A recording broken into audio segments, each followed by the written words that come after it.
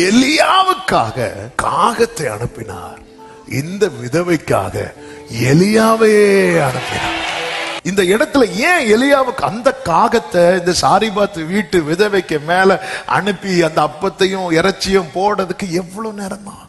உண்மையிலே சாரிபாத் விதவை அவளை பார்க்கிற பார்வை எல்லாருமே பரிதாபம் பார்க்கும்போது ஆண்டவர் அவளை ரொம்ப பிரஷியஸா பார்த்து அந்த இடத்துல காகத்தை அனுப்பாமல் அந்த இடத்துல அவருக்கு முன்பாய் நிற்கிற, ஓ ஜீசஸ், உன் வாழ்க்கையில கர்த்தர் உன்னை செய்யணும்னு நினைக்கும் போது கர்த்தர் முதல்ல உன்னை பார்க்கிற பார்வையே ரொம்ப பிரஷியஸா இருக்கும்.